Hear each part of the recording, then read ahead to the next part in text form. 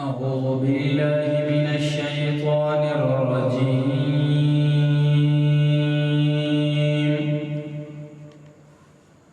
بسم الله الرحمن الرحيم.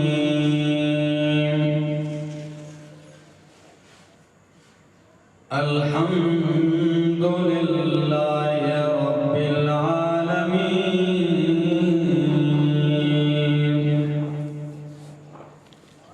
الرحمن الرحيم. مالك يوم الدين.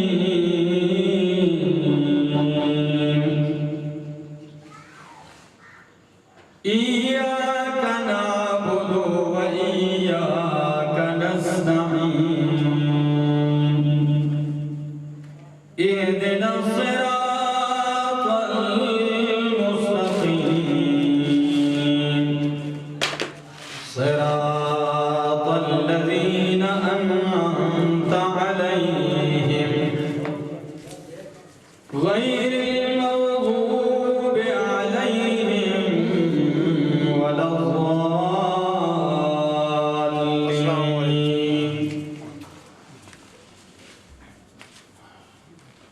الحمد لله. تمام کی تمام تعریفیں للہ، اللہ ہی کے لیے ہیں. الحمد للہ. تمام کی تمام صفات کارسازی للہ، اللہ ہی کے لیے ہیں. الحمد للہ. وہ تعریفیں جو اللہ کے لائق ہیں وہی اللہ ہی کے لیے ہیں. الرحمن الرحیم. رب العالمین.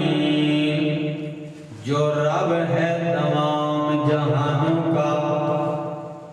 الرحمن الرحیم. جو بڑا مہربان ہے. الرحیم. نہایت رحم والا ہے. مالک یوم الدین. جو مالک ہے قیامت والے دن کا. مالک یوم الدین. جو مالک ہے انصاف والے دن کا. مالک یوم الدین. جو مالک ہے یوم حساب کا. ایاک نعبد.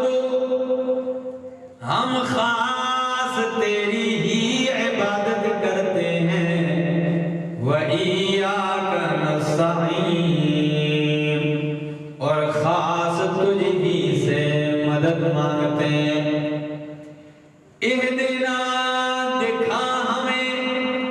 الصراط المستقیم. سیدھا راستہ. اہدنا. چلا ہمیں. الصراط المستقیم. سیدھے راستے پر. صراط الذین انعمت علیہم. راستہ ان لوگوں کا جن پر تو نے انعام کیا. غیر المغضوب علیہم. نہ ان لوگوں کا راستہ جن پہ غضب ہوا. ولا الضالین. اور نہ گمراہوں کا راستہ. آمین. الحمدللہ. آج پہلی مرتبہ اس محفل اور اس نشست میں قرآن کا آغاز ہوا ہے، رب کریم سے میری دعا ہے کہ جیسے آغاز ہوا ہے اللہ وہ دن ہمیں دکھائے جس دن قرآن مکمل ہو، اختتام ہو۔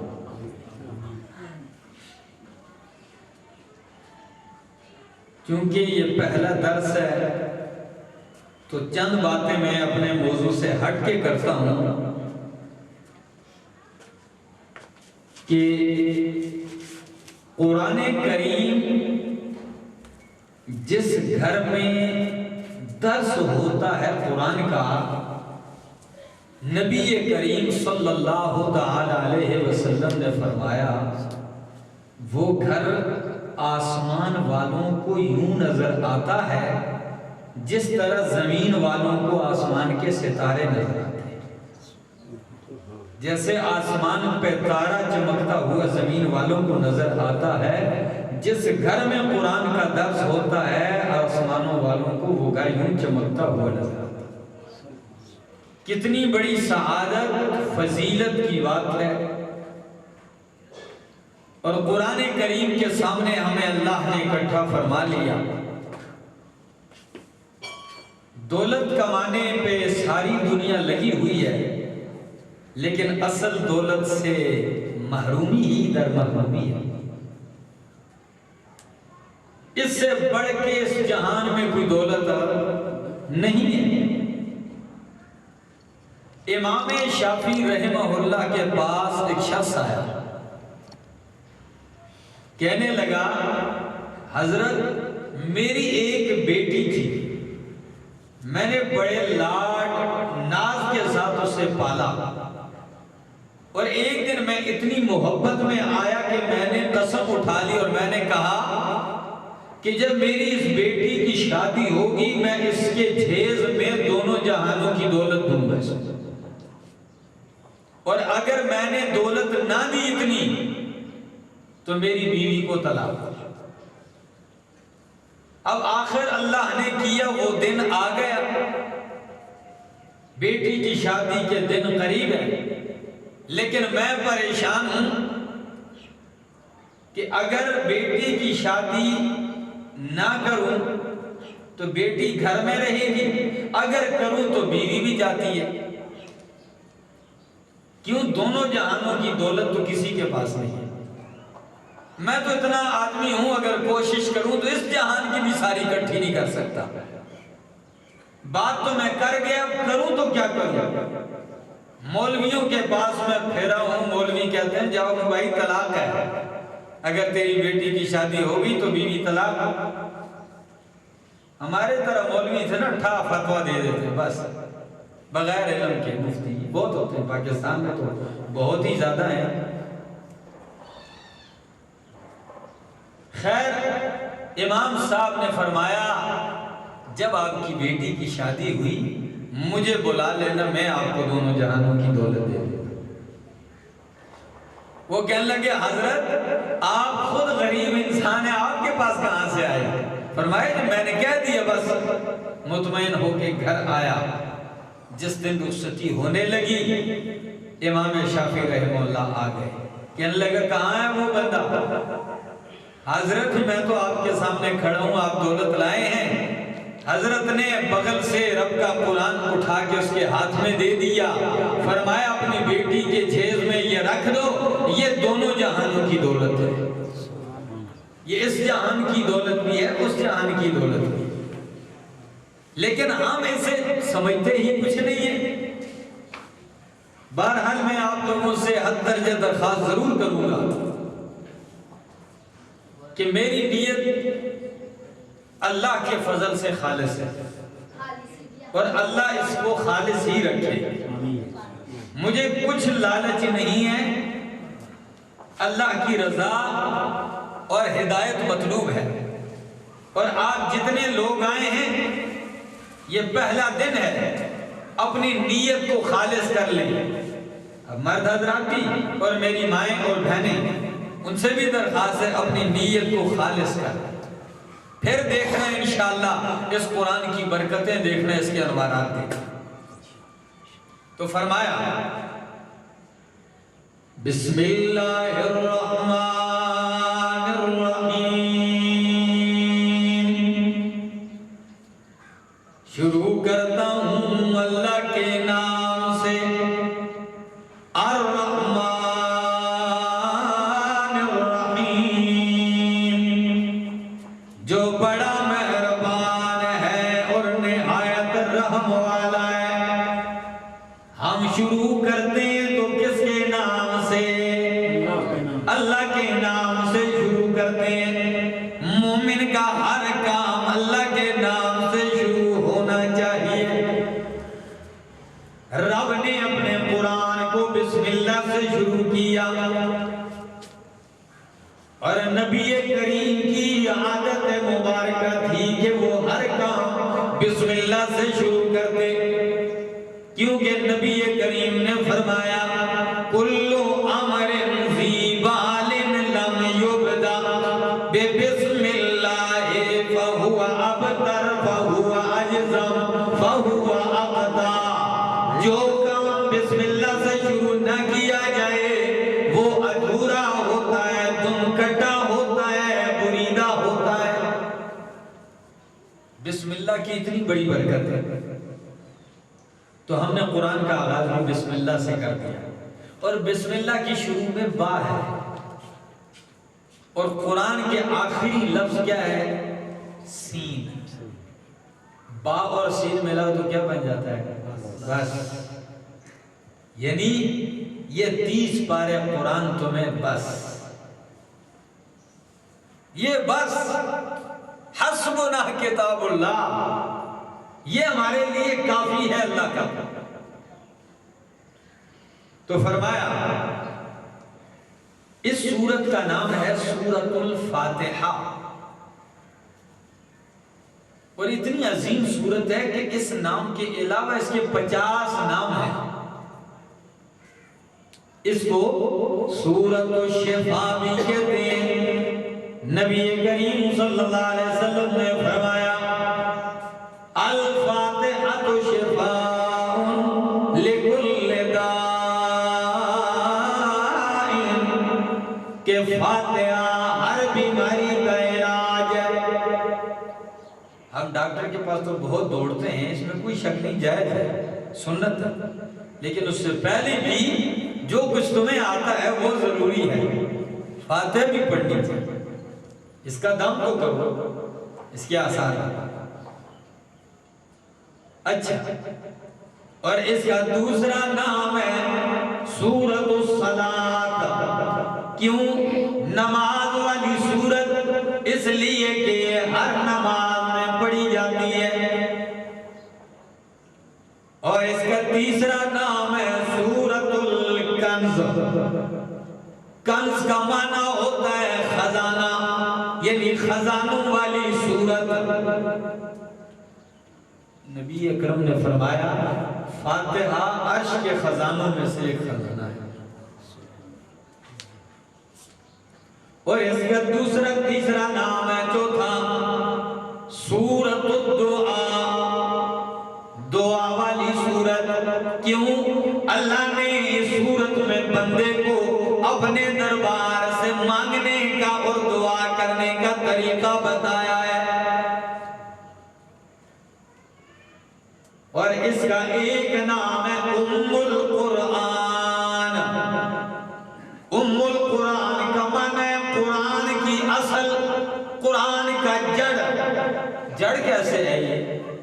مولا علی قاری رحمہ اللہ نے فرمایا آسمانی جتنی کتابیں، ساری کتابوں کا نچوڑ اللہ نے قرآن میں رکھ دیا ہے، ساری کتابوں کا، اور پورے قرآن کا نچوڑ اللہ رب العالمین نے حوامی میں 7 میں رکھ دیا ہے۔ حوامی میں 7 یہ قرآن کی 7 سورتیں جو حامیم سے شروع ہوتی ہیں، اور حوامی میں 7 کا خلاصہ اور نچوڑ اللہ رب العزت نے سورت فاتحہ میں رکھ دیا ہے، اور پوری سورت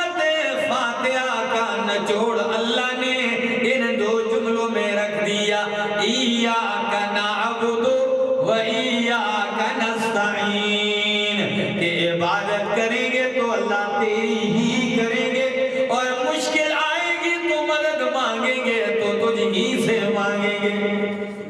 ان دو جملوں اور ان دو کا نچوڑ بھی اللہ نے رکھ دیا ہے بسم اللہ الرحمن الرحیم میں، تو پورے قرآن کو بند کر دیا بسم اللہ، اور بسم اللہ کا خلاصہ اور نچوڑ اللہ نے رکھ دیا ہے بسم اللہ کی اس با کے اندر۔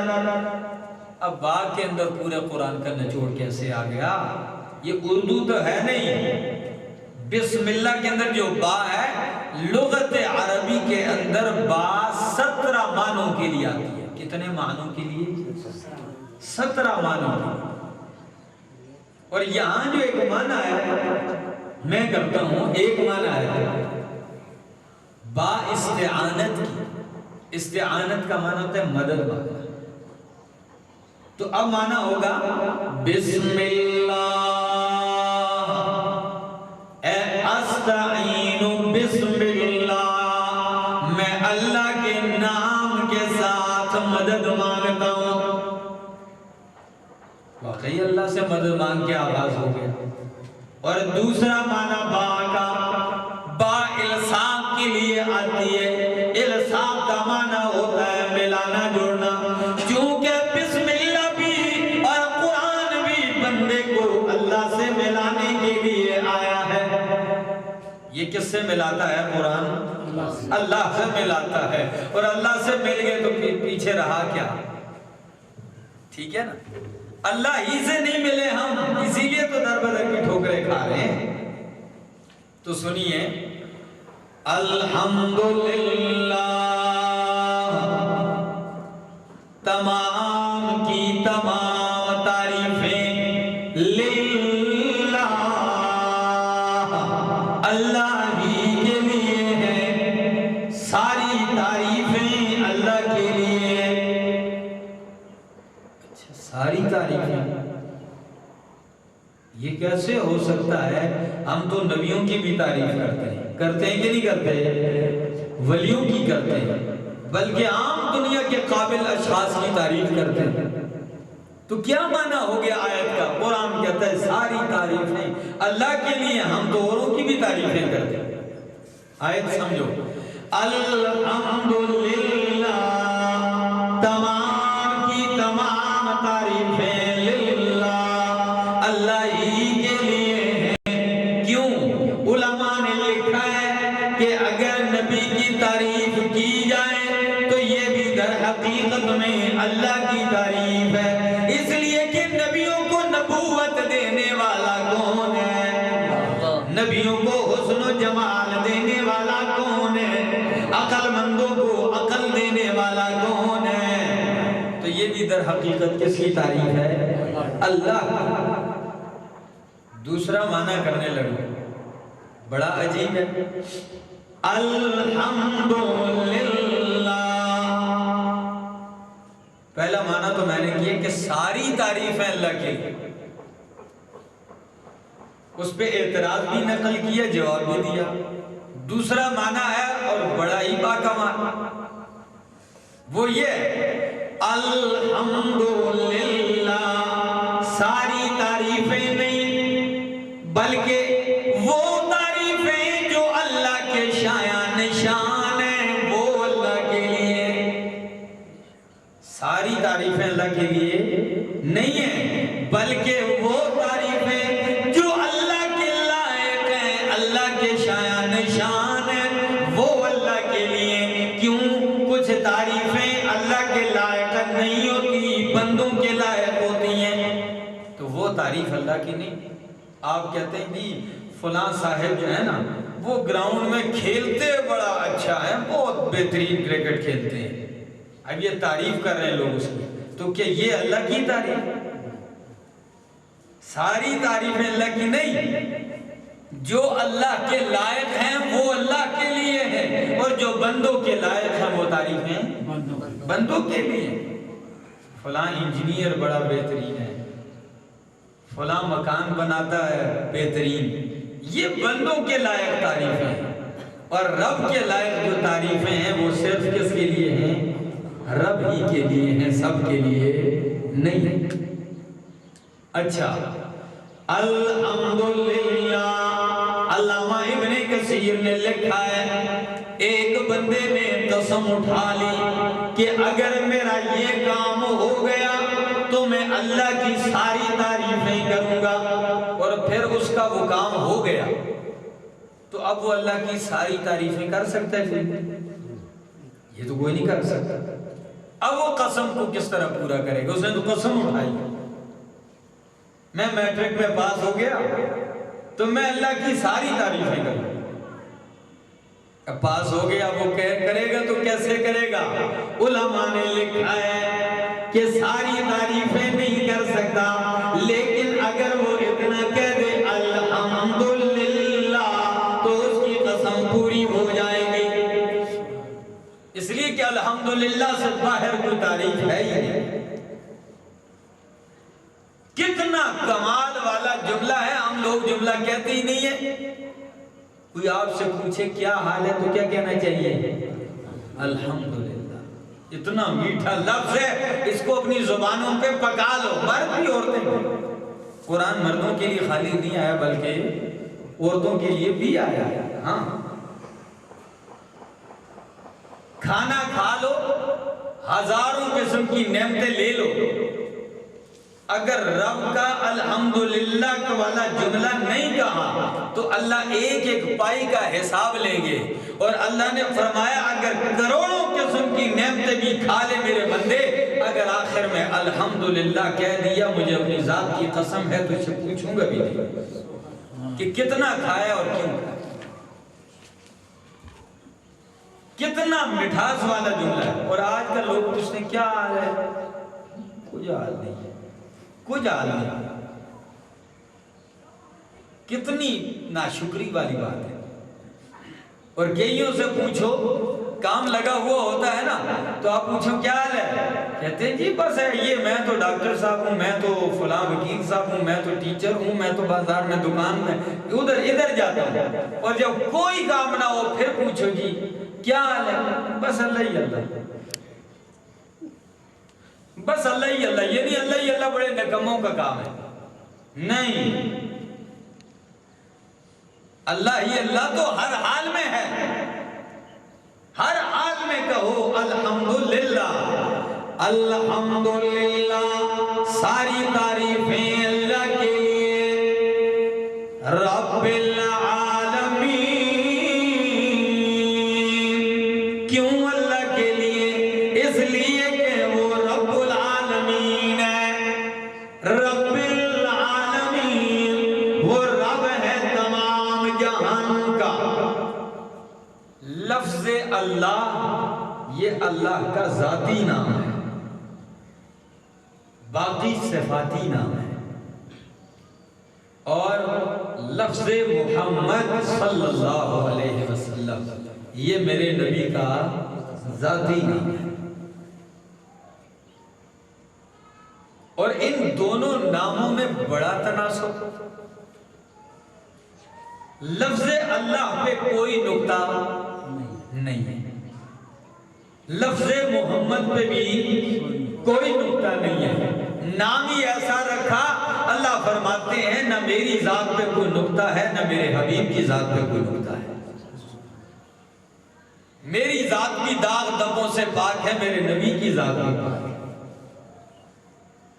اور ایک اور لفظ اللہ، اگر الف کو ہٹا دو تو لفظ بگڑتا نہیں ہے، الف ہٹ جائے گا تو معنی ہوگا للہ ملک السماوات والارض، للہ بن جائے گا اللہ ہی کے لیے جو کچھ آسمانوں میں اور جو کچھ زمین میں۔ اگر الف کے بعد دوسرا لام بھی ہٹا دو معنی پھر بھی نہیں بگڑے گا، بلکہ ہوگا لہو ما فی السماوات والارض۔ اور اگر یہ دوسرا لام بھی ہٹا دو تو آخر میں ہو رہ جائے گا، اور ہو بھی اللہ ہی کے لیے آتا ہے،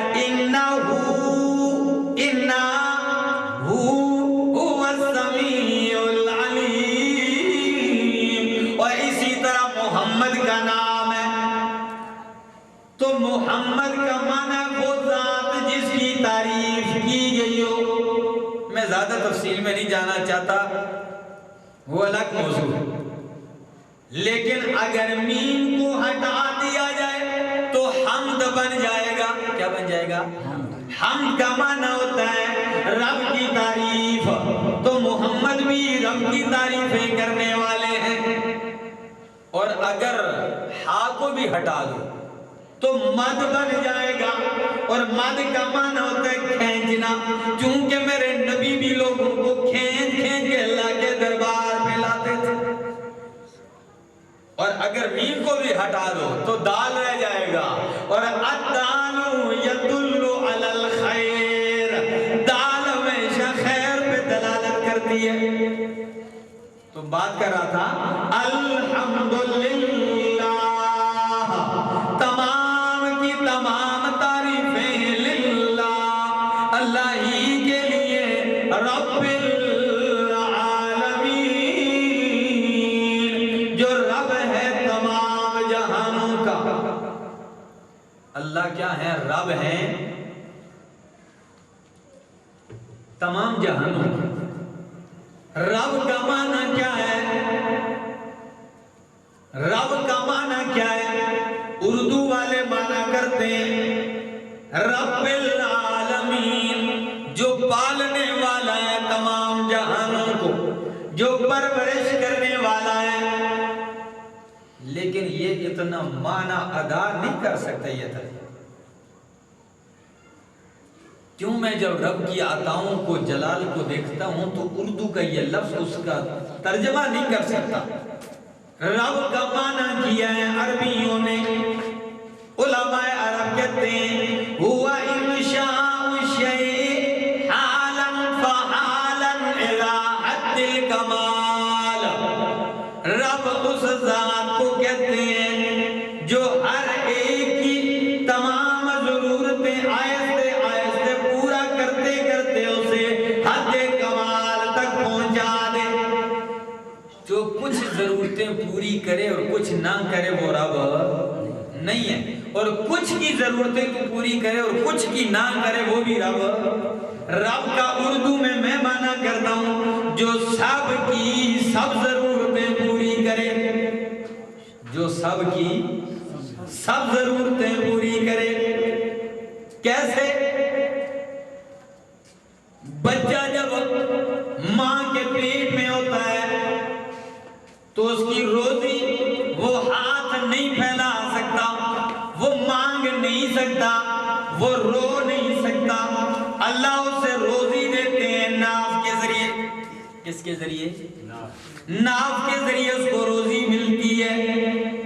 لیکن جب بچہ پیدا ہو کے دنیا کے اندر آتا ہے، دائی اماں آ کے ناف کاٹ دیتی ہے. بچہ چیختا ہے، رونے لگتا ہے، میرے ربا میری تو روزی کا ایک راستہ تھا وہ بھی بند ہو گیا، اب میری روزی کہاں سے آئے گی، کیسے آئے گی؟ اللہ نے فرمایا میرے بندے غم نہ کر، میرا نام اب بھی رب ہے جس نے تیری روزی کا ایک راستہ بنایا. اگر دائی اماں نے ایک راستہ بند کر دیا تو میں نے تیری والدہ کی چھاتی کے ساتھ 2 راستے بنا دیے. ایک سے کتنے ہو گئے؟ 2 روزی کے راستے چلا دیے. بچہ استعمال کر رہا ہے ماں کا دودھ، 2-2.5 سال ہو گئے، والدہ نے دودھ چھڑا لیا. بچہ پھر پریشان رو رہا ہے، ماں دودھ دیتی نہیں، بچہ رونے لگا ہوا ہے، کمزور ہوتا جا رہا ہے، سارے پریشان ہیں. بچہ کہتا ہے میرے ربا میری روزی کا ایک راستہ بند ہوا، تو نے 2 چلا دیے، 2 بند ہوئے، اب کیا بنے گا؟ اللہ فرماتے ہیں غم نہ کر، 2 بند ہوئے، میں نے 4 چلا دیے. کیسے؟ وَأَنزَلْنَا مِنَ السَّمَاءِ مَاءً، آسمان سے پانی آ گیا، زمین سے گندم اگی، میوے پیدا ہوئے. 3 اور دوسری چیز اِنَّ لَكُمْ فِي الْأَنْعَامِ لَعِبْرَةً، نسقيكم مما في بطونه من بين فرث ودم لبنا خالصا سائغا للشاربين کہ تیری گائے بھینس ہے، اس نے چارہ کھایا، میں نے گوبر اور خون اور گندی بدبودار چیزوں سے بچا بچا کے تیرے برتن میں لبناً خالصاً خالص دودھ بھیج دیا ہے۔ دودھ بھی استعمال کر، گوشت استعمال کر، 4 راستے ہو گئے۔ بندے نے چاروں راستوں کو استعمال کیا۔ اللہ نے فرمایا میرے بندے کھاتا جا، پیتا جا اور زبان سے کہتا جا الحمد، وہ سارے کہہ دو ثواب ہوگا، الحمدللہ، ساری تعریفیں اللہ کے لیے۔ اب ایک دن آیا بوڑھا ہو گیا، یہ کمزور ہو گیا، جس طرح بچپن میں بچے 4 پاؤں سے چلتا ہے، دونوں ہاتھوں سے اور دونوں پاؤں سے۔ پہلے تو جھولی میں اٹھاتے ہیں، چل ہی نہیں سکتا، پھر 4 پاؤں سے چلتا ہے، اس کے بعد 3 سے چلتا ہے، یعنی کوئی ہاتھ دیتا ہے یا دیوار کے ساتھ، تیسرا سہارا ہوتا ہے، جب تگڑا ہو جاتا ہے پھر 2 پاؤں سے چلتا ہے، پھر جب بوڑھا ہوتا ہے تو پھر وہ پرانی ترتیب، پھر بوڑھا ہو گیا آہستہ آہستہ لاٹھی آ گئی، 2 سے پھر 3 ہو گئی، لاٹھی شروع ہو گئی، پھر ایک وقت آتا ہے جب اتنا بوڑھا ہو جاتا ہے لاٹھی سے بھی نہیں چل سکتا، پھر دونوں بازو لگاتا ہے، دونوں ہاتھ لگاتا ہے، پھر وہی بچپنا آ گیا، 4 سے چل رہا ہے، اور جب اتنا بوڑھا ہو جائے کہ ایسے ہوتے ہیں کہ ان کو اٹھا کے لے جاتے ہیں، وہ دیکھ لو ساری حالت دوبارہ ہو، بوڑھا ہو گیا، 4 پائی پہ پڑا ہے۔ بوڑھاپا بھی بڑی عجیب چیز ہے بھائی، میں تو کہتا ہوں نوجوانوں جوانی کو غنیمت جانو، بہت بڑی غنیمت جانو۔ ایک بوڑھا تھا، لاٹھی پہ ٹیک لگائے، بالکل ٹیڑھا ہو کے جا رہا تھا، رکوع کی حالت۔ لڑکا کھیل رہا تھا، نے کہا بابا جی کیا تلاش کرتے ہو بھئی، کیا ڈھونڈتے ہو، کیا تلاش کر رہے ہو؟ کہنے لگا بیٹا میں جوانی تلاش کر رہا ہوں۔ جواب ہی ایسا دیا، یعنی بڑھاپے نے کر دیا ایسے۔ اسی لیے تو کہتے ہیں نا کہ جوانی کا ایک سجدہ بڑھاپے کے 70 سجدوں سے بہتر ہے۔ اور ہمارے یہاں لوگ وہ جی حضرت دنیا حضرت دیکھا ہی کہ بھی جی ایک دم ہون مسیتی ہیں جو نا دیکھا ہی کیا ہے، کتنے ہی ایسے ہوتے ہیں دیکھنے سے پہلے ان کا ویزا لگ جاتا ہے اگلے سال۔ ہاں یہ بھی تو خیال کرو کبھی کہ کچا پھل بڑا جلدی گرتا ہے۔ تو بات کر رہا تھا، بوڑھا ہو گیا، موت آ گئی۔ اب لوگ کرتے ہیں زمزم پلاؤ جی، وہ غرارے لے رہا ہے، زمزم کہاں جاتا ہے نیچے، پانی نہیں جا رہا، دودھ نہیں جا رہا، بن ایک ہی غرارہ شروع ہے، غرغرہ، آنکھیں الٹ گئی، تکلیف میں مبتلا ہے، حکیم طبیب سارے کھڑے ہیں۔ اس وقت بندہ عالم کیف میں کہتا ہے کہ میرے ربا میری روزی کا ایک راستہ تھا، جب بند ہوا تو نے 2 چلائے، 2 بند ہوئے تو نے 4 چلائے، اور 4 راستے آ کے موت نے بند کر دیے، نہ کھا سکتا ہوں، نہ پی سکتا ہوں، نہ کچھ استعمال کر سکتا ہوں۔ اللہ فرماتے ہیں غم نہ کر میرے بندے، اگر ایک بند ہوا 2 چلائے، 2 راستے تیری روزی کے بند ہوئے، میں نے 4 چلائے۔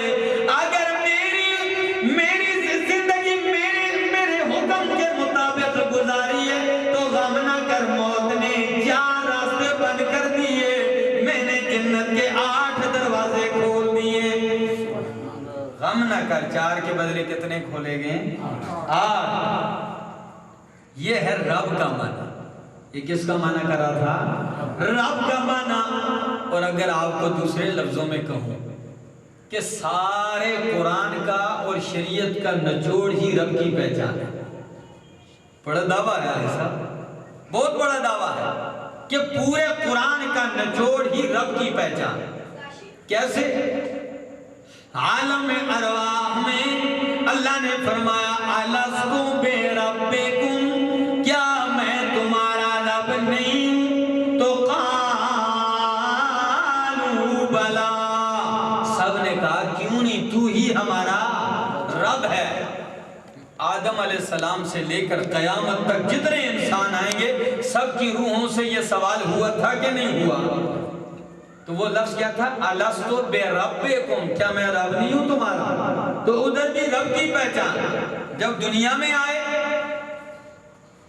تو آدم علیہ السلام پہ جو پہلی وحی آتی ہے اور جو ان کے توبہ کے الفاظ ہیں وہ بھی کیا ہیں؟ ربنا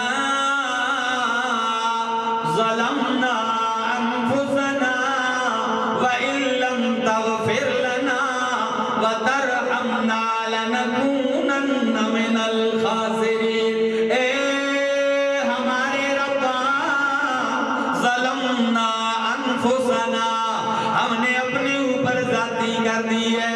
وَإِن لَمْ تَغْفِرْ لَنَا وَتَرْحَمْنَا لَنَكُونَنَّ مِنَ الْخَاسِرِينَ. اگر تو بخشے گا نہیں، اگر تو رحم نہیں کرے گا تو ہم نقصان اٹھانے والوں میں سے ہو جائیں گے. تو وہ بھی لفظ کیا ہے؟ ربنا. اور جب میرے نبی پہ پہلی وحی آتی ہے تو وہ بھی لفظ ہے اقرأ بسم ربک الذی خلق. اقرأ، پڑھ کس کے نام سے؟ اپنے رب کے نام سے. اقرأ بسم ربک الذی خلق. ادھر بھی رب کی پہچان کروائی جا رہی. اور جب قرآن لکھنے کی باری آئی ہے تو قرآن کی پہلی آیت سورہ فاتحہ کی، ادھر بھی فرمایا الحمدللہ رب العالمین، کہ ساری تعریفیں اللہ کے لیے جو رب العالمین ہے. ادھر بھی رب کی پہچان. اور آگے جاؤ، قرآن ختم ہونے لگا ہے، آخر میں پہنچ گئے تو آخری آیت بھی ہے قل اعوذ برب الناس. ادھر بھی کس کی پہچان ہے؟ رب کی پہچان. نماز میں سبحان ربی العظیم، سبحان ربی الاعلی. اور آخر میں دعا ہے وہ بھی ربنا آتنا فی الدنیا حسنہ وفی الاخرۃ حسنۃ وقنا عذاب النار. اور جب مرے گا تو قبر میں پہلا سوال بھی ہوگا مر ربک. ادھر بھی رب کے بارے میں پوچھا جائے گا. تو میرا دعویٰ ثابت ہو گیا کہ سارے قرآن کا نچوڑ کیا ہے؟ کس کی پہچان ہو جائے؟ رب کی پہچان ہو جائے. اللہ ہمیں نصیب فرمائے. اچھا، تو فرمایا رب العالمین، جو رب ہے تمام جہانوں کا. عالمین جمع ہے عالم کی. ایک ہوتا ہے عالم، ایک ہوتا ہے عالم. عالم کہتے ہیں علم والے آدمی کو. لوگ کہتے ہیں نا بہت بڑے عالم آ گئے. ہماری ان کو بھی عجیب ہے، ہم سارا کچھ ایسے کہتے ہیں عالم. عالم نہیں ہوتا لفظ، یہ ہے عالم. اور ہم نام بھی ساجد، قاسم، یہ بھی کوئی نام بھی تو صحیح لینے چاہیے. تو عالم اور ایک ہوتا ہے عالم. عالم کہتے ہیں جہان کو، اور اس کی جمع ہے عالمین. کیا؟ عالمین. میں کئی مرتبہ کہتا ہوں کہ اپنے الفاظ درست کرنے چاہیے. کئی لوگ دعا کرتے ہیں، کہتے ہیں اللہ اس کو شفا دے. شفا، شفا کا معنی ہے جہنم کا کنارہ. اس کو اللہ جہنم کی گڑھے پہنچائے. یہ دعا ہے. وہ بیمار پڑا یہ کہتے ہیں شفا، زبر سے لفظ ہے شفا. شفا، شین کے نیچے زیر ہے، زیر. تو یہ تو عربی کا کمال ہے. اس لیے اپنے الفاظ عالم کے سامنے جاؤ. میں نے ایک آدمی سے دعائے قنوت سنی, وہ کہتا ہے ولا نشکرک ولا نکفرک. اس میں تو لا الہ ہے تو کہتا ہے ولا نشکرک ولا نکفرک. اے اللہ نہ تیرا شکر کرنا تھے نہ تیرا کفر کرنا. چلو اس کو کیا پتا ہے؟ تو اپنے الفاظ کی درستگی سوچئے اور پوچھئے. ہاں ویسے تو ہر ایک آدمی مفتی بنا پھرتا ہے, لیکن نہیں, یہ جب سامنے آتی ہے بات پھر پتہ چلتا ہے کہ کتنا علم ہے. تو العالمین جو رب ہے تمام جہانوں کا. اب جہان تو ہیں کہ کتنے ہیں؟ ہم تو دو ہی جہان جانتے ہیں, آپ لوگ بھی. ایک یہ جہان اور ایک وہ جہان, یہی لفظ استعمال کرتے ہیں. دنیا والا جہان, آخرت والا جہان. لیکن قرآن نے دو نہیں کہا, عالمین دو کو نہیں کہتے, عالمین بہت ساروں کو. اب ہم پوچھتے ہیں اللہ بہت سارے کہاں ہیں؟ تو علامہ قرطبی نے حدیث نقل کی ہے کہ نبی کریم صلی اللہ علیہ وسلم نے فرمایا آسمان سے لے کر زمین تک, ساتوں زمین نیچے تک, یہ ایک جہان ہے. اور اس ایک جہان کے علاوہ 80,000 جہان اور بھی ہیں. کتنے؟ 80,000 جہان اور بھی ہیں. اب آپ مجھ پہ سوال کریں گے وہ کہاں ہیں؟ تو بھائی پریشان ہونے کی ضرورت نہیں ہے. میں نے اور آپ نے یہ جہان سارا نہیں دیکھا تو ان کی پوچھنے کی کیا ضرورت ہے؟ ہم نے پورا پاکستان نہیں دیکھا, اور میں نے تو پورا رپورٹ بھی نہیں دیکھا. تو دیکھ تمام جہانوں, یہی تو وجہ نا. موسیٰ علیہ السلام کہتے ہیں میرے ربا, بڑے لاڈلے تھے نا, کہتے میرے ربا اگر آسمان, زمین, لو, قلم, کرسی, انسان, حیوان, جنات, ملائکہ, سورج, چاند, ستارے, بر اور بحر سارے تیرے مخالف ہو جائیں تو تو کیا کرے گا؟ یہ سارے باغی ہو جائیں تو کیا کرے گا اللہ؟ اللہ نے فرمایا میرے کلیم یہ نہیں ہو سکتا کہ سارے ہی مخالف ہو جائیں. فرمایا اللہ اگر ہو جائے تو پھر کیا کرے؟ فرمایا اگر ساتوں آسمان, ساتوں زمین, انسان, حیوان, جنات اور ملائکہ سارے مخالف ہو جائیں تو میں ایک جانور بھیجوں گا جو ساتوں آسمان اور ساتوں زمینوں کو ایک لقمہ کر کے کھا جائے گا. ایک دم کہنے لگے اللہ ساتوں آسمان مخالف زمین, وہ جانور کہاں ہے؟ اللہ نے فرمایا میرے کلیم وہ میری چراگاہوں میں ہے. کہاں ہے؟ کہنے لگے اللہ وہ چراگاہ کہاں ہے؟ اللہ نے فرمایا وہ میرے علم میں ہے, آپ کے علم میں ہے, وہ میرے علم. وہ چراگاہ کتنی بڑی ہوگی جس میں اتنا بڑا جانور, وہ کھاتا کتنا ہوگا؟ اللہ اللہ, بڑے افسوس کی بات ہے, بڑا دکھ ہوتا ہے جو رب اتنے بڑے حیوانات اور جانوروں کو پال رہا ہے جن کو مانگنا بھی نہیں آتا, جن کو بولنا بھی نہیں آتا, جن کو اپنے دل کی بات ظاہر کرنے کا طریقہ بھی نہیں آتا. اگر اللہ انہیں دے رہا ہے تو یہ چھوٹے 6 فٹ کے قد کے انسان کو اللہ نہیں دے سکتے؟ کیوں نہیں دیں گے؟ یہ کیوں در بدر کے ٹھوکریں کھا رہا ہے؟ یہ کیوں کہہ رہا ہے اللہ ساڑھی سنتا نہیں؟ کتنے دکھ کی بات ہے یہ.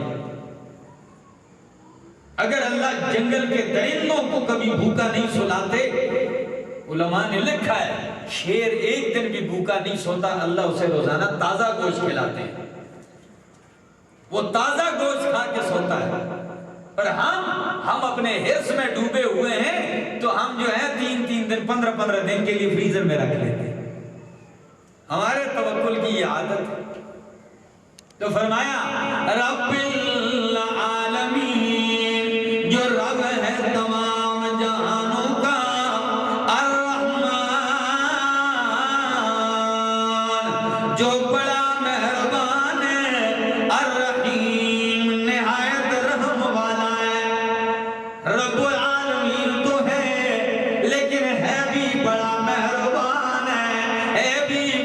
رحیم رحم کرنے والا ہے. رحمان اور رحیم کا معنی ایک ہے کہ مہربان اور رحم کرنے والا. لفظ جدا ہے معنی ہے. ہاں کچھ علماء نے فرق کیا ہے کہ رحمان کا معنی ہوتا ہے عام رحم کرنے والا اور رحیم کا معنی ہوتا ہے خاص رحم کرنے والا. رحمان عام رحم کرنے والا اور رحیم خاص رحم کرنے والا. کیسے؟ یعنی دنیا میں اللہ نے سب پہ عام رحم کیا ہے. بارش اللہ کی رحمت ہے کہ نہیں؟ مومن پہ، کافر پہ، اپنوں پہ، بیگانوں پہ، جو اللہ کو بالکل نہیں مانتے ان پہ بھی ہوتی ہے، ان کی کھیتیوں پہ برستی ہے، عام ہے. لیکن قیامت والے دن رحم صرف مومنوں پہ ہوگا، کافروں پہ نہیں ہوگا. تو مانا ہوگا الرحمن جو بڑا مہربان ہے، الرحیم نہایت رحم والا ہے. اور اگر یوں کہہ دوں، علامہ عبید اللہ سندھی صاحب نے بڑا ہی عجیب معنی کیا ہے. کہتے ہیں الرحمن الرحیم میں اللہ نے دو محبتوں کی طرف اشارہ کیا ہے. جب بچہ پیدا ہوتا ہے انسان تو ہر آدمی کے سامنے دو محبتیں ہوتی ہیں، ایک ماں کی محبت اور ایک باپ کی محبت ہوتی ہے کہ نہیں؟ باپ کی محبت بھی اور ماں کی محبت بھی، لیکن ان دونوں محبتوں کا تقاضا الگ الگ ہے. فرق ہے ان دونوں محبتوں میں. کیسے؟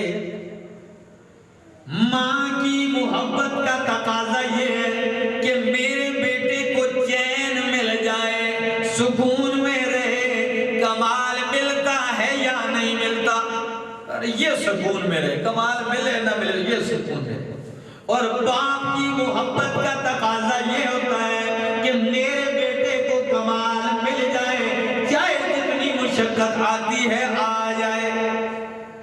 اور اس کی میں سادہ مثال دیتا ہوں. باپ ہم نے کی مرتبہ ایسے دیکھا ہے کہ جب بیٹے کو کہیں سکول میں مارا جاتا ہے، استاد مار دے اور وہ زخمی گھر میں آئے تو ماں کہتی ہے اور پترا چھوڑ کوئی لوڑ نہیں پڑے گی، روک لیتی ہے. اور باپ کہتا ہے جتنا بھی اس کو مارے پکڑ کے پھر کان سے پکڑ کے لے. تو کیا باپ دشمن ہوتا ہے؟ نہیں، دونوں محبتیں الگ ہیں. اور ہم نے خود ایسے بھی مشاہدہ کیے، کبھی بچہ سو گیا رات کو، باپ دینار قسم کا بڑا سخت ہے، صبح غصے سے اٹھتا نہیں ہے نماز کے لیے، ابھی تک سوئے، شور ڈالے گا جب والد، تو ماں اپنی طرف سے کہے گی جی ٹھیک نہیں، طبیعت ٹھیک نہیں ہے، ستا رہے. تو اب نہ باپ دشمن ہے اور نہ ماں دشمن ہے، لیکن دونوں کی محبت کا الگ تقاضا ہے. اللہ نے فرمایا میرے بندے یہ دونوں محبتیں میں تجھے دوں گا. کیسے؟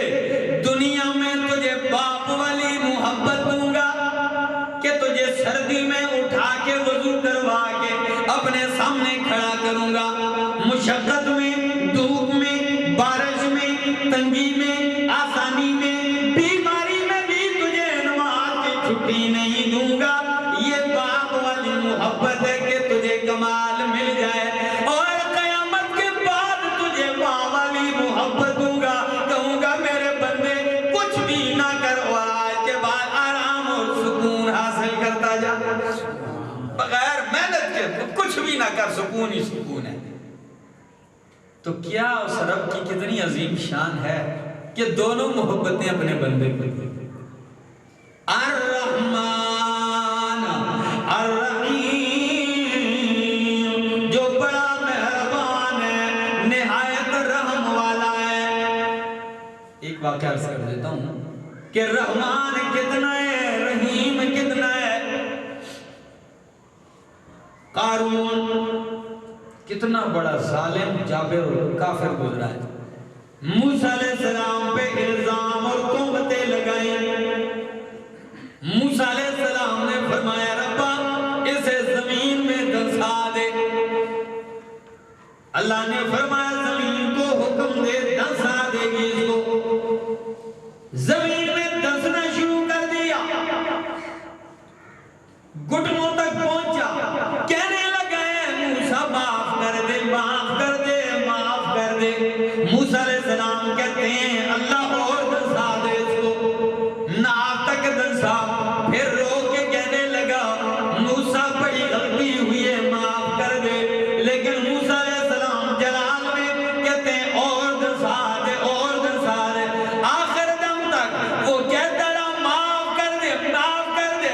موسیٰ علیہ السلام نے معاف نہیں کیا, یہاں تک کہ زمین میں دھنس گیا, زمین اوپر سے بند ہو گئی ہے. اللہ نے فوراً وحی نازل کر دی, فرمایا او میرے کلیم تیری ایک نافرمانی کی تو پہ ایک الزام لگایا, کتنی مرتبہ تجھ سے کہا معاف کر دے, تو نے معاف نہیں کیا. مجھے اپنی ذات کی قسم ہے اگر میری طرف رخ کر کے ایک مرتبہ بھی کہتا کہ مجھے معاف کر دے تو میں معاف کر دیتا. اگر ایک مرتبہ بھی مجھے کہتا کہ اللہ معاف کر دے تو میں کیا کر دیتا. پھر بھی ہم لوگ معافی توبہ کے نام کی کوئی چیز ہی نہیں. تو وہ الرحمن الرحیم ہے. اللہ سے دعا ہے جو کلمات کہیں اپنی بارگاہ میں قبول فرمائے, اور اللہ رب العالمین آپ لوگوں کا آنا بھی قبول فرمائے. میرے تمام حضرات سے درخواست ہے, چونکہ یہ تو ایک پہلا درس تھا, اس لیے کوشش یہ فرمائیں خاص کر جو مستورات ہیں, تعلیم یافتہ ہیں, یا ان کو قرآن کی سمجھ ہے کچھ, تو وہ قرآن کھول کے بیٹھے, وہ کھول کے قرآن بیٹھے گی. ایک قرآن کو دیکھنا بھی عبادت ہے, قرآن کو ہاتھ میں لینا بھی عبادت ہے, اور پھر جب دیکھو گے تو آپ کے الفاظ بھی درست ہوں گے کہ آج سے پہلے جو آپ پڑھتے رہے ایک لفظ غلط پڑھتے رہے وہ بھی ٹھیک ہو جائے گا, الفاظ بھی درست, اور آپ پتہ چلے گا کہ یہ کس لفظ کا میں معنی کرتا جا رہا ہوں. اور اپنی آنکھوں سے دیکھتے جاؤ گے تو اس کے اور ہی انوارات اور برکات ہوں گے, آپ کو اطمینان, تشفی اور تسلی ہوگی. اللہ ہمارا خاتمہ ایمان پہ فرمائے. آخر دعوانا الحمدللہ. دعا فرما لے ربنا